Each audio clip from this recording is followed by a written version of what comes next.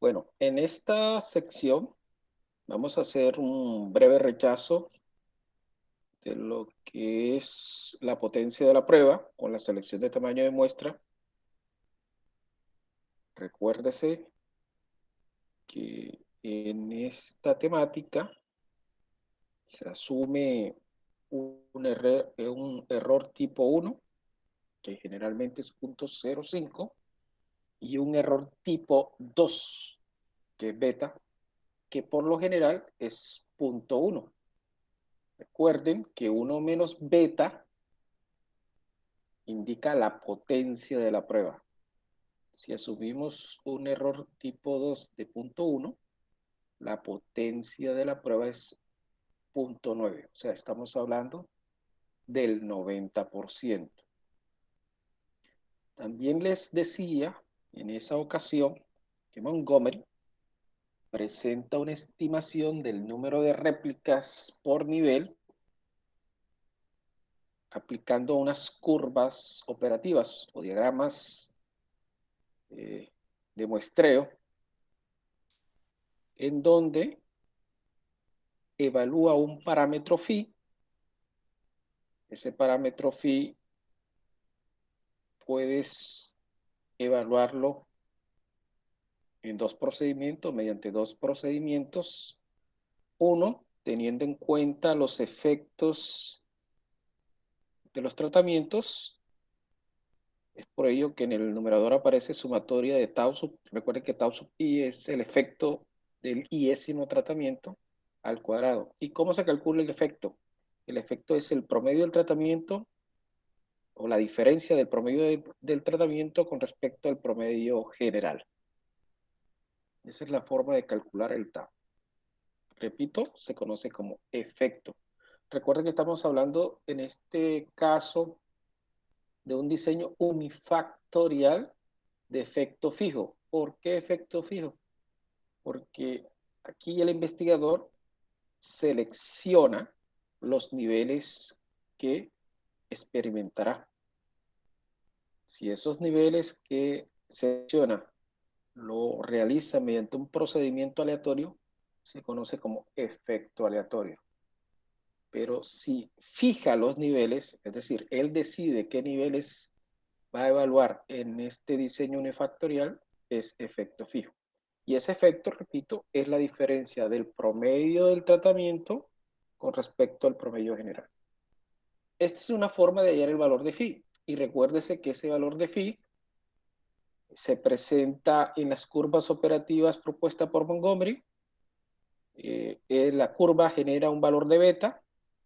Y es claro que una vez obtenido el valor de beta se tiene la potencia de la prueba. Si esa potencia es superior al 90%, o sea, 0.9, implica que el número de réplicas asignado es el adecuado.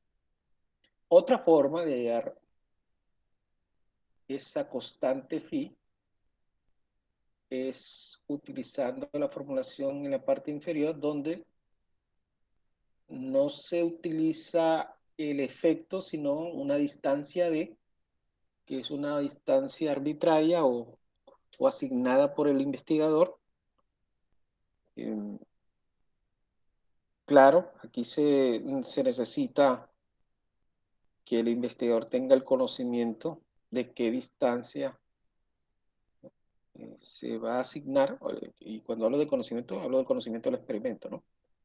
Tenga el conocimiento para determinar qué distancia se va a utilizar. Por ejemplo, si el número de niveles son temperaturas, en ese momento el investigador debe conocer en detalle el proceso para determinar, por ejemplo, el rango o la diferencia entre la temperatura de un nivel con respecto a la temperatura de los siguientes niveles. Me explico. Si él tiene el conocimiento claro del proceso, él puede decir, miren, este proceso estará entre 50 y 70 grados centígrados y quiere evaluar entre 50 y 70 grados centígrados tres niveles. Entonces sería 50, 60 y 70, porque él tiene conocimiento de las variaciones que ocurren en ese proceso. Y si él toma esa decisión, él puede decir que la distancia máxima que quiere encontrar entre los niveles es de 10 centígrados. Es decir, en el momento de colocar 50, 60 y 70, está colocando una distancia entre las temperaturas. Entonces, esa distancia él la puede sugerir y esa la vamos a asignar con la letra D. Esta es otra forma de hacer una estimación de la constante phi con el propósito de hallar la potencia. Entonces, es claro que D es una distancia eh, o un valor que te permite detectar qué tan potente eh, vas a necesitar o qué potencia vas a necesitar mejor en este experimento. Esa es otra forma. Vamos a hacer el repaso utilizando el ejercicio anterior con el propósito de utilizar, por ejemplo, la formulación de phi al cuadrado que debe calcularse el efecto para que ustedes conozcan la forma de cómo se determina el efecto.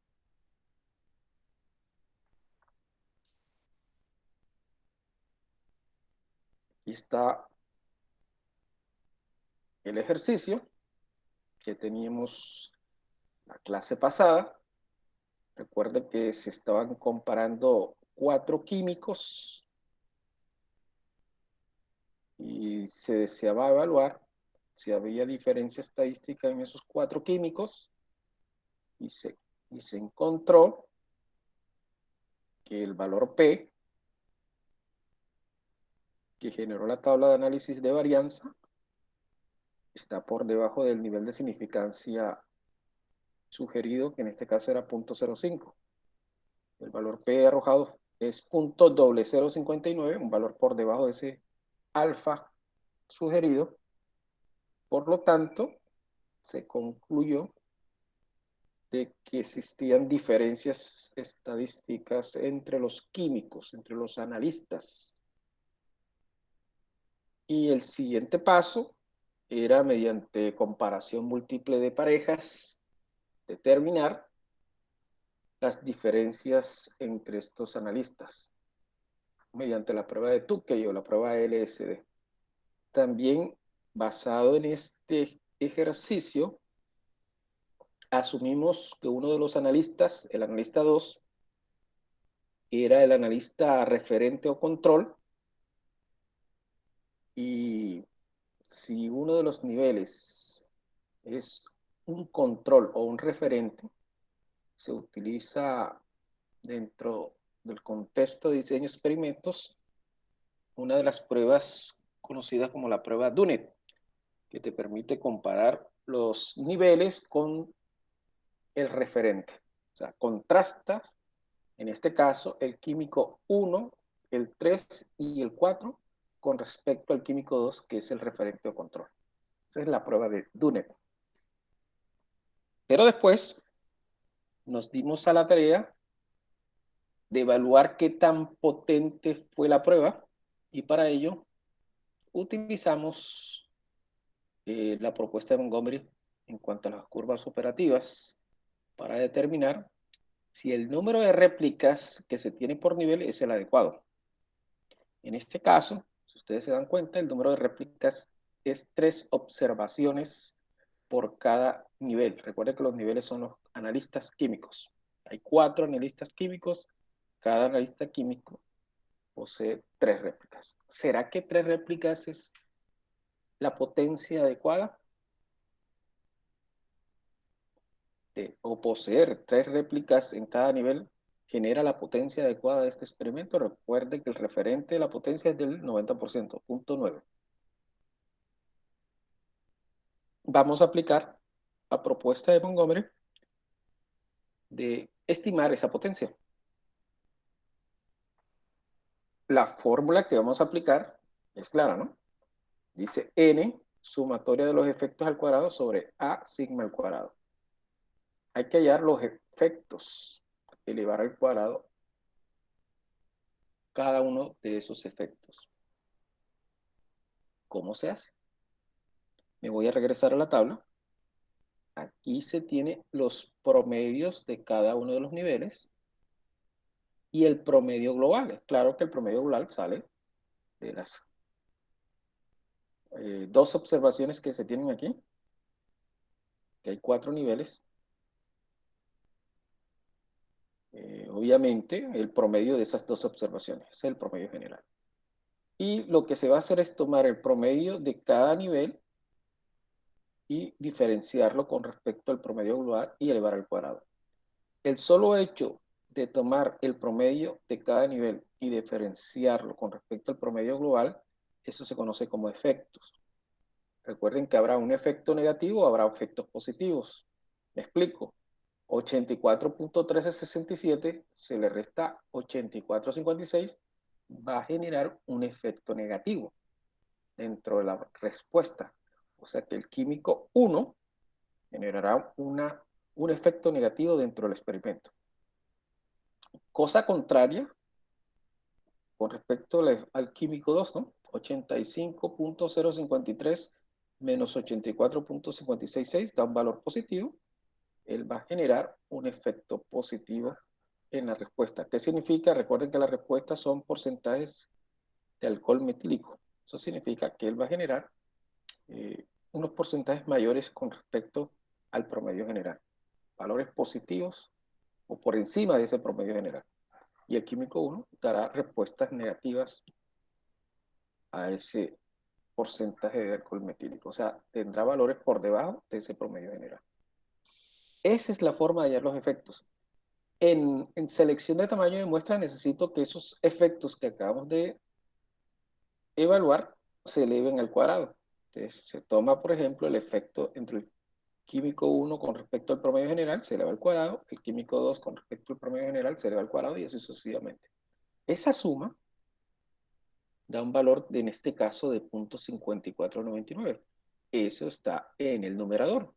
N por multiplicado por 0.5499. Aquí se tiene, ¿no?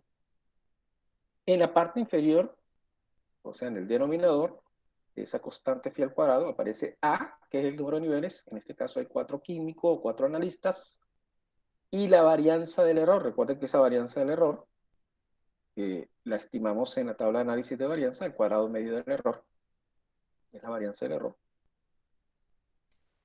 En estadística inferencial sería el famoso SP cuadrado, o sea, la varianza ponderada. Ese sería el cuadrado medio del error. En conclusión, este phi al cuadrado estará en términos de n. La pregunta en este problema no es determinar qué potencia tenía este experimento. La pregunta es, ¿cuál es el número de réplicas mínimo que necesita para tener una potencia por encima del 90%? Porque si la pregunta es, ¿qué potencia tendrá este experimento? En esta fórmula lo único que tendríamos que es reemplazar n por 3 y realizar los siguientes pasos en este procedimiento. Pero como la pregunta es buscar cuál es el número de réplicas necesario para cumplir con la potencia, para una potencia mínima que sería el 90%, miremos y hagamos una pequeña simulación y resumirlas en una tabla. O sea, al final nos quedará que phi al cuadrado es igual a 2.268 por n. Es claro que ese n vamos a asignarle valores y cada vez que le asignemos el valor, hallamos el phi cuadrado, determinamos la raíz de phi cuadrado, hallamos phi, vamos a las curvas operativas de Montgomery, determinamos el valor de del error tipo 2 y hallamos la potencia. Si esa potencia no es la adecuada, o sea, está por debajo de 0.9, tendríamos que aumentar el valor de n. Esa es la simulación. Aquí está la simulación. Comenzamos con que se tenga dos réplicas. Vamos a asumir que se tenga dos réplicas. ¿Qué se hace? Si asumimos que existen dos réplicas, Asignamos n igual a 2, multiplicamos por 2.268, hallamos phi cuadrado y obtenemos el valor de phi, la raíz de ese valor que nos arroja. 2.129 sería la raíz de ese phi. Como asignamos n igual a 2, los grados de libertad del error sería A, que es el número de niveles o tratamiento, que son 4, y N, que estamos asumiendo que es 2. Sería aquí 8 menos A, que es 4. 4 grados de libertad en el error. Es claro que A menos 1 siempre será 3, ¿no? Porque tenemos 4 analistas.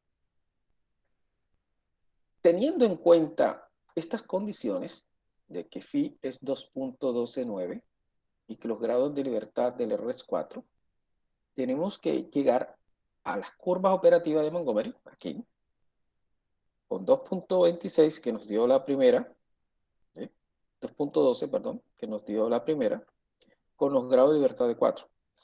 Es una estimación, ¿no? Recuerden que como es una estimación mediante una gráfica, no es una ecuación matemática, los resultados son muy aproximados. Bueno, 2.19. Recuerden que el error tipo 1 que estamos asumiendo es 0.05, ¿no? Si ustedes asumen un alfa de 0.01, es claro que para para este alfa, perdón, no me va a servir la escala que estoy tomando, porque la escala que estoy tomando es la escala de 0.05. Debo tomar la escala que está en la parte inferior. Entonces, el 2.12, el 2.12 se ubicará aquí. Si estoy tomando un alfa distinto a 0.05, sino 0.01, el 2 será en esta escala. Y es claro que las curvas operativas que voy a utilizar son las que están a la derecha. Pero vamos a tomar las curvas operativas a la izquierda, que es el alfa de 0.05. Recuerde que esta curva, ¿cómo se selecciona? Como, como tú posees 4 tratamientos, que son los 4 analistas, menos 1 serían los grados de libertad de los tratamientos, serían 3. Tú debes ir a las tablas de Montgomery de curvas operativas para la selección de muestra, tomando B1 igual a 3, que es lo que ustedes observan en la tabla.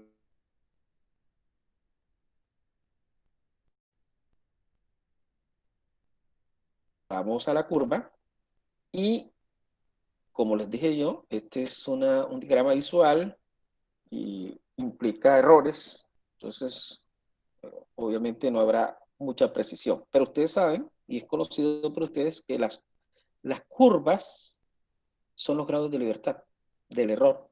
Por ejemplo, esta última curva, la que está más externa, tiene grado de libertad 6, y la que estamos buscando son grados de libertad de 4. No existe, pero uno asume que es una curva que está por encima de estos grados de libertad de 6, ¿no? Entonces, tomando 2.12, que phi, y trazando una línea vertical hasta la posible curva de 4, nos damos cuenta que es cercano a 0.30 o quizás mayor de 0.30 el valor de beta. Mayor de 0.30. Si es así, mayor de 0.30, vamos a asumir que sea cercano a 0.30. Entonces la potencia, recuerden que la potencia es 1 menos beta, es del 70%. ¿Qué significa? Que con 2 grados de libertad, es decir, perdón, con 2 observaciones por réplica, no se cumple con la potencia mínima requerida. Si nos vamos a la cantidad de datos, si yo tomo tomo al químico 1 y le digo al químico 1 que realice 2 análisis y les digo a los demás también que realicen 2 análisis, ese experimento tendrá una potencia cercana al 70%. Obviamente, bajo el supuesto de que la varianza del error sea la misma, ¿no? Por otro lado, como no se cumplió, vamos a aumentar el tamaño de la muestra. Vamos ahora a decirle que no vamos a tomar 2 réplicas, sino 3 réplicas, que es lo que exactamente tiene este experimento. Tiene 3 réplicas. Vamos a ver qué pasa con 3 réplicas. Con 3 réplicas, el phi es 2.6, los grados de libertad del error son 8, porque recuerden que hay que ubicar aquí 4 por 3, menos 4, ¿no? 12 menos 4. 8 grados de libertad. Y si hacemos lo mismo con las curvas operativas, recuerden que ahora phi vale 2 puntos, el valor de phi es 2.6. Entonces, para 2.6, los grados de libertad son 8. Ya tenemos, aquí está la curva de 8, ¿no? Afortunadamente la curva de 8 sí la tenemos. Entonces, 2.6, un poquito más de la mitad, y buscamos la curva de 8. Entonces, eh, prácticamente esto dará un valor de aproximado, ¿no? Punto 12 aproximadamente. Recuerda que a medida que eh, la curva se acerca a su origen, la potencia disminuirá, el valor de beta aumentará. Entonces, igual, eh, el valor de beta nos arroja por encima de punto 10. Eso es lo importante. Si nos arroja por encima de punto 10, por ejemplo, aquí se colocó punto 18, la potencia es punto 82 en este caso. Entonces, si es punto 82, eso implica que no se está cumpliendo con la potencia mínima. Recuérdese que la potencia mínima es punto 9. Entonces, si la potencia mínima es punto 9, ello implicaría que desafortunadamente este experimento no está cumpliendo con los requerimientos mínimos.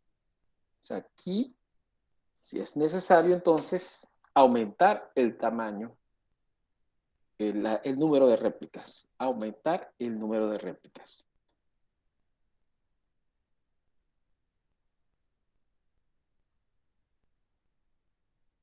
Este es el repaso que se presentó, o la temática que se presentó en la sección anterior. Entonces, para que tengan ustedes conocimiento de cómo se trabajan estas curvas operativas. Por otro lado, eh, quiero que ustedes, como alguien me había comentado, de que el, las observaciones que se tienen en el experimento puede que no cumplan con la normalidad.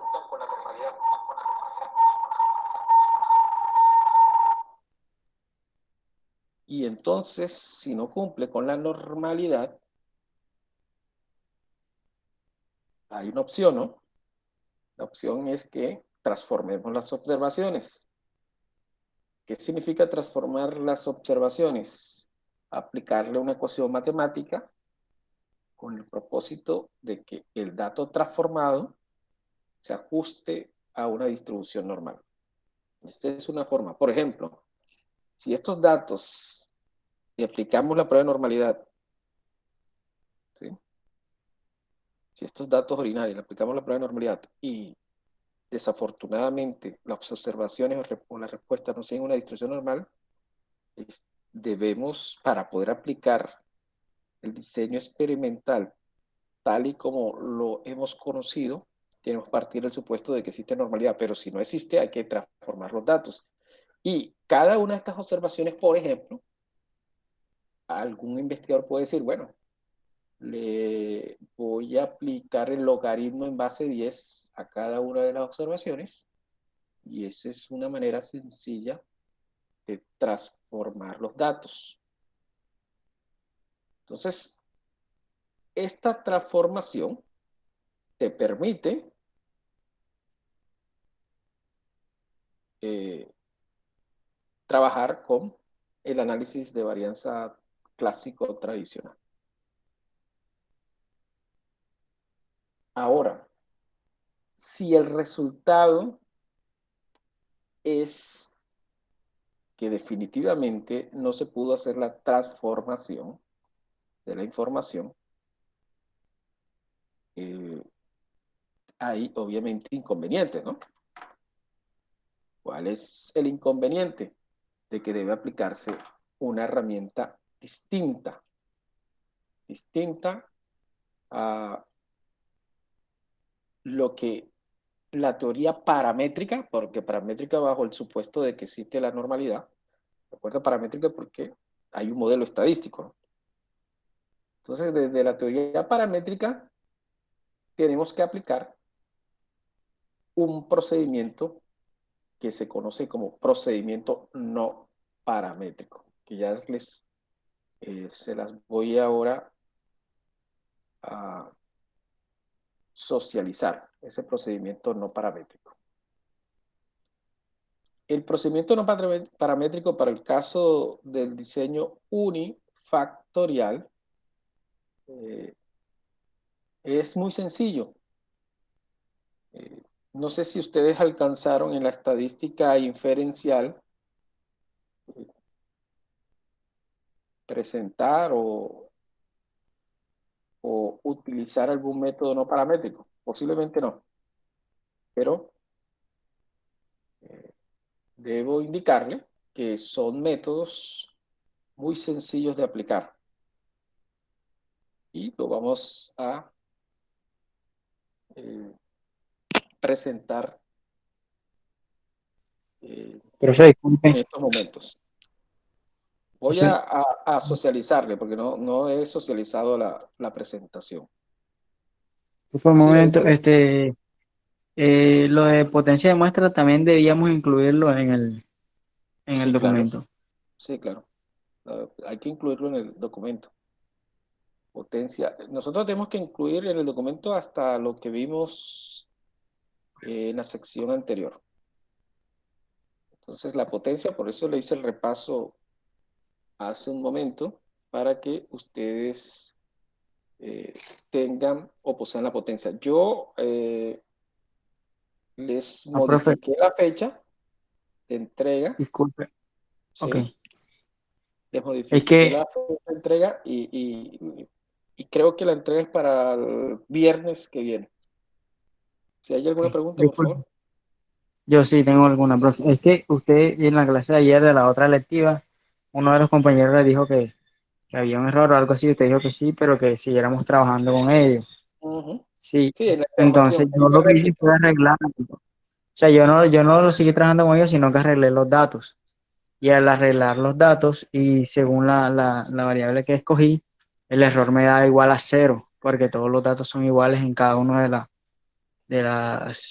los programas Pero de entonces, medida. entonces, Entonces, para hacer la potencia de muestras ahí con eso, porque no, me la porque usted cancela. no puedes trabajar con esa variable entonces. Omite esa variable. Trabajas con las variables restantes. Porque recuerda que yo les dije que eso se tomó en un proceso real y puede ser que el instrumento de medida no fue tan sensible y arrojó los mismos resultados. Entonces es conveniente que trabajen con las otras variables, no con las variables que lamentablemente están replicadas en los mismos datos. Profesor, entonces solamente se quedarían dos variables que son temperatura de puerta y la temperatura de fondo. Es correcto. Entonces la que tiene problema es la humedad, ¿no? No, sería humedad, Ah, sí, las dos humedades y la densidad. Están todos los datos replicados. Sí, No señor. hay. sí, Ah, bueno, sí, esa es señor. sensibilidad, porque yo pasé la información de Excel directamente al trabajo, por lo tanto, yo voy a verificar de todos modos, pero si está replicado y la sensibilidad del instrumento, si yo trabajé les di dos decimales o tres decimales y dieron los mismos resultados, entonces estamos ante un instrumento que no era sensible, ¿sí? Esos son instrumentos que no son sensibles que al final no nos sirve de nada. Entonces, de todos modos, yo reviso porque la idea Ah, profe, central por favor, era evaluar. ¿Sí? Si hay sí, una omisión, yo inmediatamente les mando el archivo y le modifico la fecha de entrega, con el propósito de que se ah, tenga profe, tiempo. de pedirle que si podría volver a o sea, actualizar el archivo con el cual vamos a trabajar para saber qué Sí, podemos sí, utilizar y qué no, porque mira que ahora pues me va a tocar hacer otra vez el trabajo. sí, sí, Por, correcto, no se a ver, preocupe. Sí, vale. no me di cuenta el archivo en Excel, pensé que estaban los datos con una sensibilidad más grande, pero si no es así, entonces yo con mucho gusto le modifico la información. Y la idea es que no es inventarme la información, sino tomar los datos reales y verificar realmente en cuanto a las decimales, posiblemente con 3 o 4 decimales sí había diferencia, pero yo verifico y repito y le hago la modificación respectiva. Eh, bueno, les voy a compartir el- la presentación para que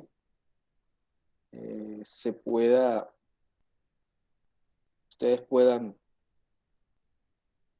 observar y hacer el seguimiento a la herramienta que vamos a utilizar para diseño experimento eh, o el procedimiento que se realiza en diseño experimento cuando la información no tiene una instrucción específica.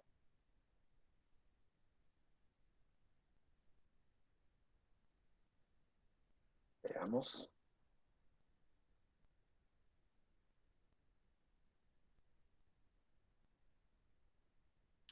Esta prueba se conoce como la prueba de Kruskal-Wallis. Y repito, es un procedimiento no paramétrico que te permite hacer las mismas comparaciones. Profe, usted está proyectando algo porque no veo nada. Sí, dice que estoy proyectando. Voy a otra vez, en un momento, está diciendo que está proyectando. No aparece nada, profesor. Pero no se ve. Listo, vamos a hacerlo otra vez. Otra vez, comparto. Ahora sí, creo yo. Ya debe estar proyectado.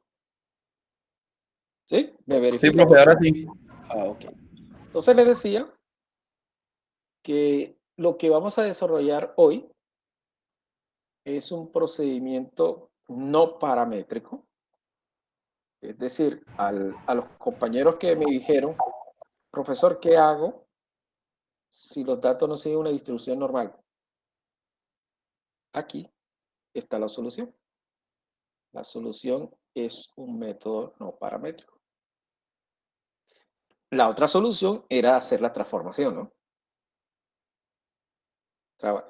Cuando ustedes hacen la transformación multiplicando por un logaritmo o elevándola a un tercio, que es otra forma de hacer transformaciones para conseguir la normalidad, la dificultad es que ustedes deben trabajar con los datos transformados, ¿sí? Porque el que cumple la normalidad son los datos transformados. Y proseguir todo lo que concierne a las técnicas que hemos desarrollado de diseño experimento con los datos transformados. Ahora, si ustedes no desean transformar los datos, utilizan este procedimiento no paramétrico, que es el procedimiento de Kruskal-Wallis. Este procedimiento, ¿qué necesitas? ¿Cuáles son los pasos a seguir? Primero, asignar un rango a cada una de las variables o respuestas que tenga. Asignarle un rango es darle un orden a ese valor. ¿Sí? Uno le da el orden de menor a mayor, de los valores más bajos dentro del contexto del experimento, ¿no? Si yo tengo 20 observaciones o 20 respuestas, yo le empiezo a dar un orden de menor a mayor. Al menor de todos, al menor de todos le coloco el valor de 1 y al mayor de todos, en teoría, les colocaré el valor de 20, en teoría. Ya le indico por qué en teoría. Ese es el procedimiento. Igual que cualquier diseño de experimentos, Aquí se trata en un contraste de hipótesis en donde la hipótesis nula es probar si el promedio de los tratamientos son similares o son diferentes. Recuerden que aquí se plantea la hipótesis de que si el promedio del primer tratamiento es igual al segundo o es igual al tratamiento A. Exactamente se está verificando la misma hipótesis. Contra la alternativa, que es que algún tratamiento difiere de otro, cualesquiera que sea. Ese es el contraste de hipótesis. Y como les decía, la primera o el primer paso es asignar un rango, un orden dentro de las observaciones. En caso de que existan observaciones empatadas, o sea, iguales, que se llaman empatadas, se asigna un rango promedio. Como yo les decía hace un momento, si yo tengo 20 observaciones y le asigno a la menor de todo 1 y supuestamente a la número 20 le asigno 20, puede que no sea 20, porque pueda que esa observación que le voy a asignar 20 sea igual a otra observación de otro tratamiento. Entonces, ¿a cuál de ellas le coloco el 20? Hago un promedio. Es decir, una debería ser 19, otra debería ser 20. Pero como son iguales las observaciones, realizo un promedio de rango que sería 19.5 en ambas observaciones. Eso es lo que se conoce como empates. Es importante saber si hay empates o no lo hay. ¿Por qué se los digo? Porque va a depender de qué fórmula vas a aplicar. Hay una fórmula que te permite utilizarla cuando no hay empates y hay otra fórmula que se utiliza cuando existen empates. ¿Cuál es esa fórmula de Kruskal-Wallis? Sí, correcto, dígame. Ese empate, ese empate o sea, se hace referencia a la medida, o sea, al valor medido de Exacto, el valor algún medido variable. real. Sí, sí, al real. Ahora lo vamos a ver con el ejercicio. Al real. Tú miras el real, en este tratamiento dio 4 y en el tratamiento 3 también dio 4 la observación. Entonces dice, ahí hay un empate. Pero como tú estás asignando unos órdenes y el cuarto y la observación que dio 4, por ejemplo, sea la segunda, ¿a quién le vas a colocar la segunda? ¿Al tratamiento 1 o la del tratamiento 3? Porque ambos son 4. Entonces tú haces un promedio de orden. Ahora lo vamos a detallar en un ejercicio. Entonces se tiene como todo estadística inferencial, se tiene un estadístico de prueba, así como la NOVA tenía la estadística de prueba que era F. Fisher en la tabla de análisis de varianza. Aquí también se tiene un estadístico de prueba que se llama H, es el estadístico de prueba de Kruskal-Wallis. Y este estadístico de prueba tiene en la ecuación, dice 1 sobre la varianza es la que ustedes ven en la parte inferior, en donde está el número total de observaciones, que es N mayúscula, y aquí dice una doble sumatoria del rango, que es el orden, elevado al cuadrado. Mire que se está trabajando con el orden, no con las observaciones originales. Ese es lo que se caracteriza de los métodos no paramétricos. Los métodos no paramétricos trabajan con el orden, ¿no? Simplemente les doy un ejemplo. Cuando ustedes dicen, calcule la mediana, ¿cómo hacen? Ordenan los datos y ubican la observación que está en el centro del conjunto. Pero ¿a qué se le llama centro? Eso depende. Si los datos son impares, sí hay un valor que está en el centro.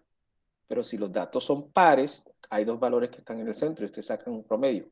Pero se pueden dar cuenta que la mediana, para poder calcularla, hay que organizar y ordenar los datos. Entonces, por eso que la mediana es una estadística que muy aplicada en los métodos no paramétricos. Porque se pueden dar cuenta ahora con Kruskal iguales que se necesita el orden. Entonces se toma la suma de los rangos que estuviste en ese tratamiento, se le va al cuadrado y se divide entre el número de réplicas que tienen ese tratamiento, menos el número total de observaciones por la multiplicación del número total de observaciones más 1 al cuadrado sobre 4. Lo mismo pasa para, recuerda que necesitas la varianza, ¿no? La varianza de ese estadístico de Kruskal-Wallis. La varianza está en la parte inferior, miren que trabaja con la sumatoria de los rangos elevado al cuadrado y tiene nuevamente este factor de corrección que teníamos en la parte superior. Una vez obtenido el estadístico, se hace una comparación con la distribución chi cuadrado. ¿Sí? La distribución chi cuadrado, tenemos el estadístico y se compara con la distribución chi cuadrado. Este es el criterio de rechazo. Significa que si el estadístico de prueba es superior que la chi cuadrado, se concluye que hay diferencia estadística entre los tratamientos, igual que la F de Fisher, ¿no? Esta parte superior, estas fórmulas de la parte superior es cuando existan empates. Si hay muchos empates, se recomienda utilizar la fórmula que se simplifica para el conjunto de información que hay muchos empates, ¿no? Esto es una discusión de los autores que trabajan con diseño de experimentos. ¿A qué se le llaman muchos empates? Unos consideran que se consideran muchos empates después que haya 5 empates en adelante. Eso se le considera muchos empates. Hay otros autores que dicen que si existe un solo empate, por ejemplo, o 2 empates, la fórmula anterior se puede aplicar.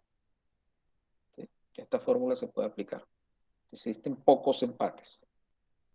Entonces, repito, esto es algo de discusiones, pero ya eso depende del investigador. Aquí, repito, esto se aplica cuando ustedes consideren dentro de la investigación que hay muchos empates. Observen que se simplifica la fórmula, ¿no? Se simplifica comparada con la fórmula cuando no existen empates. Bueno, este es el estadístico de Kruskal-Wallis.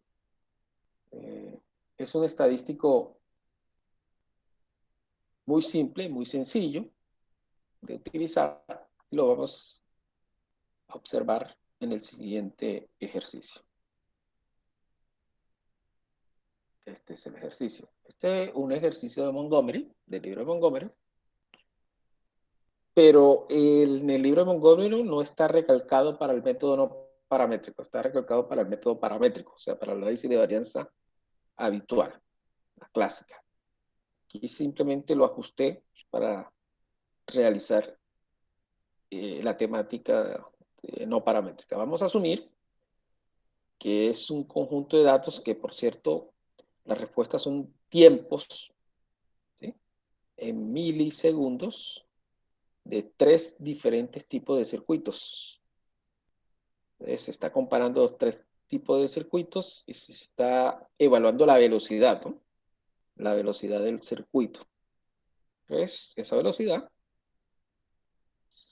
obviamente se mide mediante el tiempo de respuesta.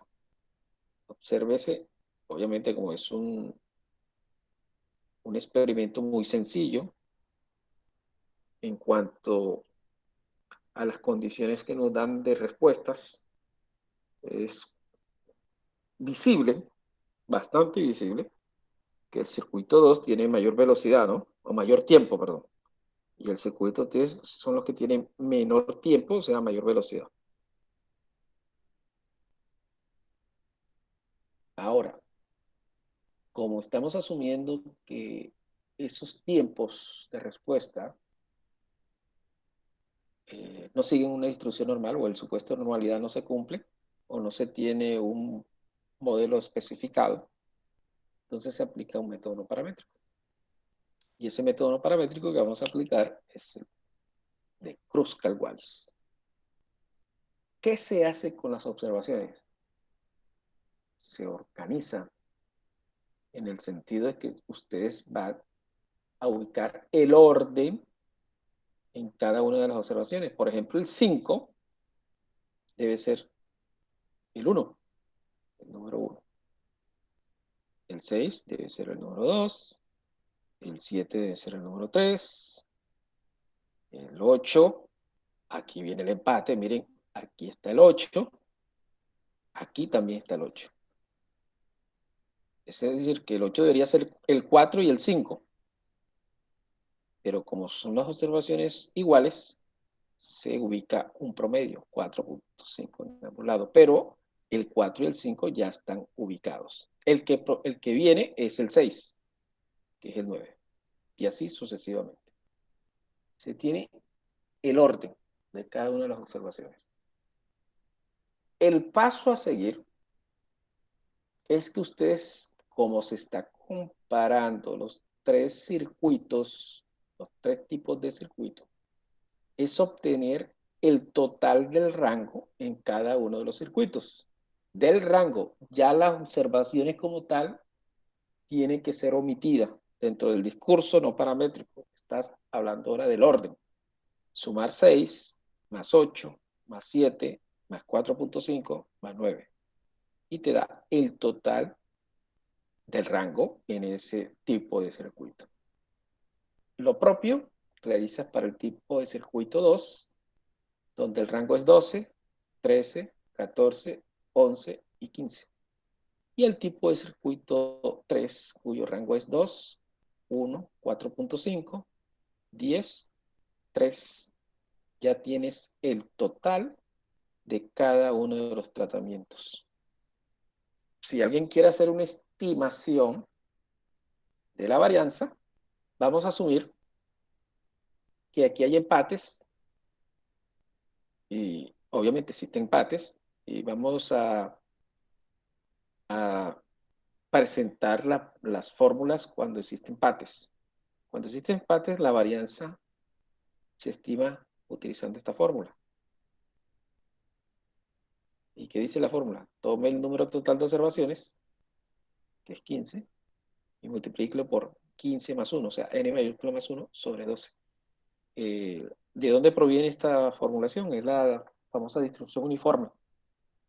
Muy parecida a la distribución uniforme. Si ustedes se acuerdan, la distribución uniforme tiene como promedio A más B sobre 2, donde A es el límite inferior y B es el límite superior. Y la varianza es A menos B al cuadrado sobre 12. Entonces, muy parecido a la varianza de la distribución uniforme. Esto arroja un valor de 20 en la varianza. Eso es simplemente a manera de información. ¿Cómo se obtiene la varianza de un experimento donde hay empates? Ahora vamos a calcular el estadístico. El estadístico, recuerden que la fórmula es 12 sobre n mayúscula n más 1. Y aquí es el rango al cuadrado, ¿no? La suma, el rango total. Aquí recuerden que es 34.5, 65 y 20.5. 34.5 al cuadrado sobre el número de réplicas en cada uno de los niveles de tratamiento y así sucesivamente hasta el total del tercer tratamiento, que es 20.5 al cuadrado sobre 5. Esto se multiplica con este término y después se le resta 3n mayúscula más 1. Eso nos da un estadístico de prueba de 10.5. Recuerden que se llama estadístico de prueba porque debe ser contrastado con el valor crítico de la tabla. Por eso se conoce como estadístico de prueba. Siempre el estadístico de pruebas proviene de las muestras, ¿no? De la parte experimental, en cualquier situación. Ya sea en estadística inferencial o ya sea en diseño experimento, que es una estadística inferencial, obviamente, con mucho más robustez. Ustedes, como les decía, se compara con la chi cuadrado, ya en la parte teórica lo habíamos indicado, de la chi cuadrado, con alfa, recuerden que el alfa es 0.05 por lo general, a menos 1, el número de tratamientos en este caso es 3, serían 2 grados de libertad, eso aproximadamente da una chi cuadrado de 7.81. Observen cuando dio la chi cuadrado 10.5, es mayor que 7.81. Obviamente este valor lo toman de la tabla o del Excel, Y si es mayor, obviamente cae en la región crítica, ¿no? Y si cae en la región crítica, porque recuerde que la región crítica se cumple cuando el criterio de rechazo se cumple, o región crítica, cuando H es mayor que el valor crítico. Si eso se cumple, ustedes deben indicar que se rechaza la hipótesis nula. Y si se rechaza la nula, es claro que hay diferencias estadísticas de los tres tipos de circuitos. Esa diferencia estadística se puede visualizar en un diagrama Box-Plot, tal y como se presenta en el slide, aquí en la parte central. Obsérvese que el circuito 2, como lo habíamos contemplado, tiene mayor tiempo de respuesta, y el circuito 1 y 3 presentan notablemente una diferencia con respecto al circuito 2. Aquí hay unas, que eso posiblemente lo presente en otra circunstancia. Hay unas pruebas no paramétricas, por ejemplo, la prueba de Mood, yo le coloqué aquí la prueba de Mood, eso lo tiene el Stack Graphic, ahora les muestro en Stack Graphic. La prueba de Mood te permite hacer, es una prueba no paramétrica, ¿no? Te permite determinar diferencias, si existen diferencias o no, entre los tratamientos. Esa prueba de Mood genera también intervalos de confianza, o sea, ustedes le pueden aplicar intervalos de confianza no paramétricos con el propósito de que mediante los intervalos de confianza también se tiene una idea de cuán diferentes son cada uno de los tratamientos. La prueba de Mood. Bueno, en Stack Graphic, voy a abrir ahora Stack Graphic. Aquí les muestro exactamente este ejercicio, ¿no? Recuerde cómo se hace, cómo se desarrolla el ejercicio. Obviamente no lo voy a aplicar otra vez porque implicaría borrar todo lo que se tiene aquí, todo lo que tienen, todas las salidas que tiene esta gráfica ahora mismo. Ahora que esta gráfica inmediatamente, si uno quiere crear otro diseño, le dice que si va a borrar o a guardar el diseño existente. Entonces, pero es claro, como hicimos en la clase pasada, que para realizar el diseño, uno tiene que ir a mejorar, crear diseño, ¿sí? Diseño nuevo. Cuando le den clic a diseño nuevo, no lo voy a hacer ahora porque recuerden que me, me va a indicar si borro el diseño actual. Entonces, cuando le den diseño nuevo, ustedes escogen diseño unifactorial categórico, ¿no? O de categorías. Sale la ventana, cuando escojan eso, este link, sale en la ventana y le va a decir, como es unifactorial, el nombre del factor. En este caso son los tipos de circuitos. Le va a pedir el número de niveles. Le van a decir 3. Cuando le dan a aceptar nuevamente, le va a pedir el número de réplicas. Recuerde que por defecto hay una sola réplicas. Una sola réplica por defecto tiene el Stack Graphic. Como aquí hay 5 réplicas por nivel, usted le van a decir, bueno, como hay una sola réplica por defecto, entonces le van a colocar 4. Le van a asignar 4 observaciones más.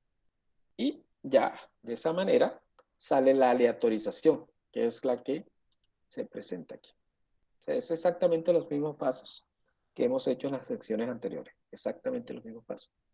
Ahora, va a salir esta aleatorización, 2, 3, 2, obviamente, si ustedes hacen este mismo ejercicio, la aleatorización va a ser diferente, lo más probable.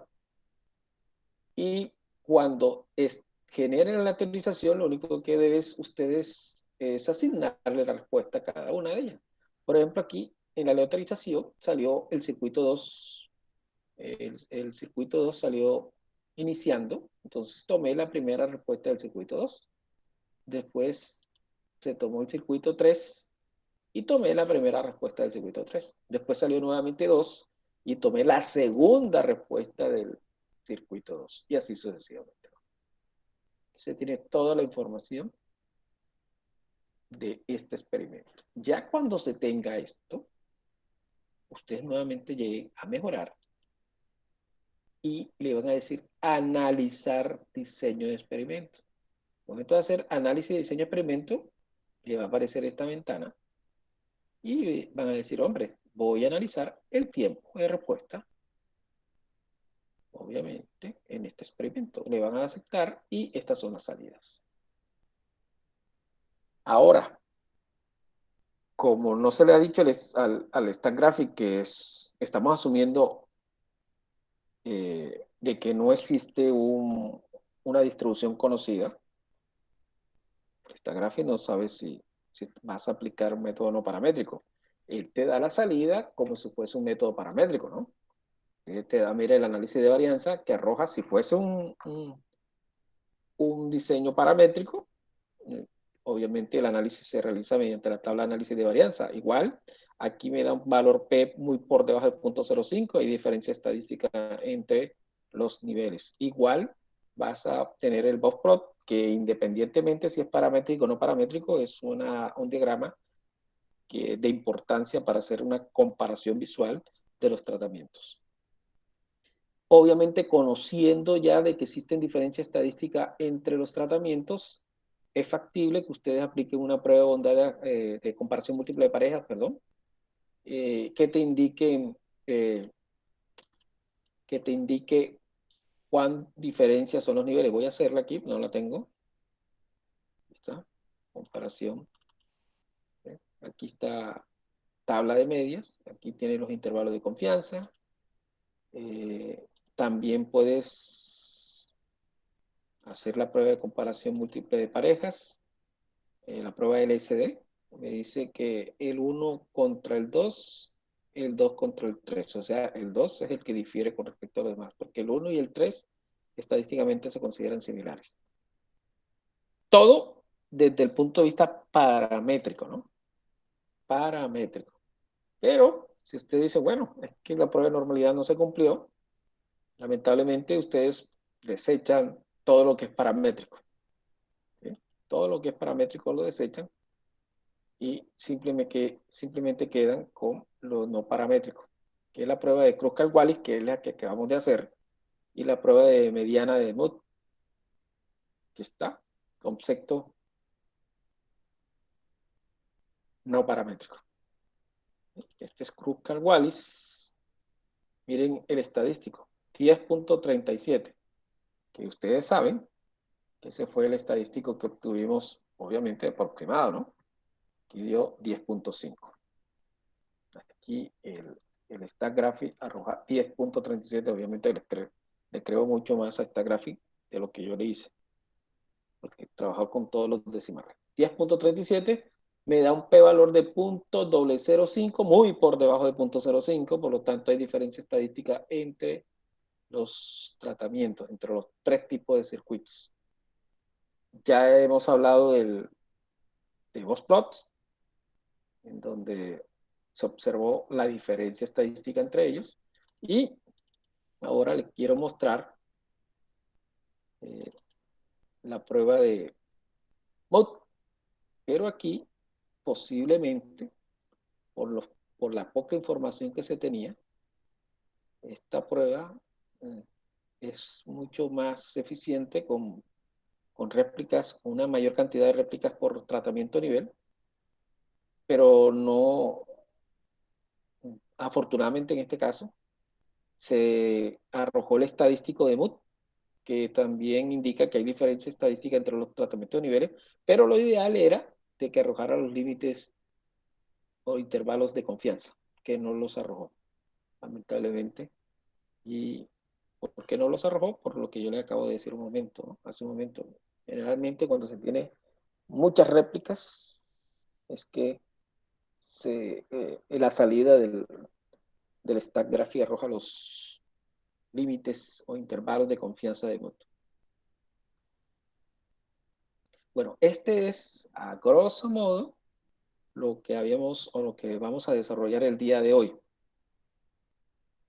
¿Por qué? Porque hoy cerramos la temática de diseño unifactorial aleatorizado, porque la próxima semana entramos a otra temática que se llama diseño de bloques.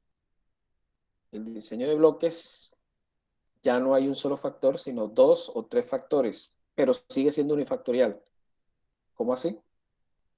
Es que puede haber 2, o puede haber 3, o puede haber 4 factores, pero si a ti te interesa uno de esos 2 o de esos 3 o de esos 4 y los demás lo controla o lo bloqueas, implica un diseño unifactorial porque estás evaluando uno solo, a pesar de que existan más, ¿no?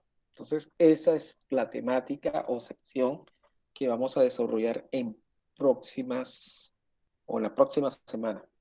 Hasta aquí es el diseño unifactorial autorizado, el clásico. ¿Alguna pregunta, por favor, acerca de la temática que se desarrolló el día de hoy? Si tienen preguntas, si no tienen preguntas, entonces podemos dar por terminado la sección. Si hay preguntas, por favor, con mucho gusto responderé.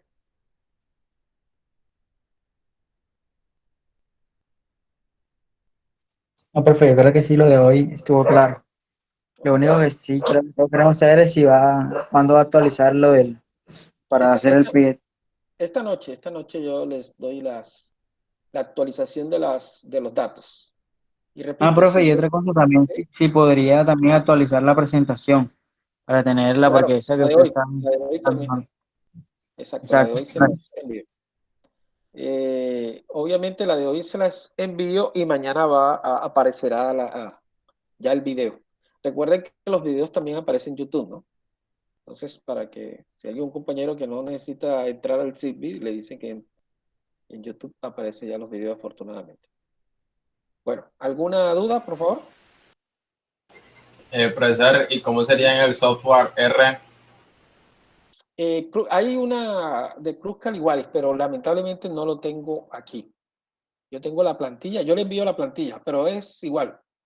Yo le doy del conjunto de datos, hay un frame que tú le colocas, por ejemplo, circuito 1, circuito 2, circuito 3, ¿sí? Tú colocas los 15 datos, le colocas en el frame, yo le coloco la plantilla, circuito 1, circuito 2, circuito 3, él sabe el circuito 1 cuántos datos va a tomar, el circuito 2 cuántos datos, y se realiza el estadístico de Kruskal igual, e inmediatamente te genera el valor P. No hay ningún problema, yo simplemente es una plantilla sencilla, no hay ningún inconveniente. Yo se lo envío. Listo, bro. Bueno, chicos. Profe, una pregunta, ¿sí? profe, antes de que termine. Sí. Tengo una duda con respecto a la prueba de Tukey cuando nosotros evaluamos las diferencias estadísticas, cuando las comparamos. Coméntame Yo, entonces. cuando lo hago en R, el p-value, por ejemplo, a veces me sale 0.20, 0.9, 0.002, por ejemplo. Lo que quisiera saber es qué debo interpretar cuando me salen esos valores, la de 0.2, la de 0.20 o 0.21 o 0.9. Pero el ¿Ahí hay p-valor, comparación o no hay? sí, no, pero, a ver, cuando tú en R, tú estás hablando de R, Sí, tú sí. haces la prueba de Tukey en R, Uh-huh. pero él te debe dar, obviamente, valores P que te van a indicar si hay diferencia o no estadística entre los niveles. Recuerda que tú haces Tukey siempre y cuando la tabla de análisis de varianza te diga que hay diferencia estadística entre los niveles. Si el análisis de varianza te dice que no hay diferencia estadística entre los niveles, no es lógico que hagas Tukey. Ok. ¿Sí? Sí, sí. O sea, es claro, ¿no? Si el análisis de varianza te dice no hay diferencia entre niveles, no hay que hacer comparación múltiple de parejas. Claro. ¿Listo? Sí, eso lo entiendo. Ok. Entonces ya sabes que si tú te da un p-valor de 0.2, pero cuando se hace comparación de diferencia de medias, te va a indicar obviamente que no hay diferencia entre esas medias.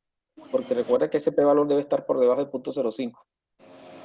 Para que haya una diferencia real. Sí, para que, Digamos. exacto, para decir estadísticamente que hay diferencias entre esas dos niveles o tratamientos que estás comparando. Ah, listo, listo. Ok, profe, gracias. Profe, disculpe, tengo otra pregunta. Sí, comenta. Es el mismo caso, pero en esta gráfica, Ujú. por diferencia de con los pares, cuando por O la sea, prueba de LSD, sí, lo que hicimos aquí ahora. él mismo me dice que si satisface o no, pero no me dice qué valor es el que debe pasar. ¿Cómo lo puedo hallar? Ah, ok, pero el cálculo matemático del LSD. Sí, el cálculo No, no, matemático. la prueba no te lo indica. Desafortunadamente el Instagraphy no te lo indica, lo tienes que hacer manualmente, tal y como hicimos en clase. Mira que tú no solamente LSD, si tú puedes hacer otra prueba, así como estoy haciendo ahora, aquí está 2K, ¿ya? Él no te genera el valor como tal. Él te Ah, dice que ok. basado en 2K te da esas diferencias, ¿sí? Y coloca en rojo lo que él considera diferentes, simplemente. Ajá, a eso mismo me estaba dando los valores, entonces, pero no entendía cuál era el valor.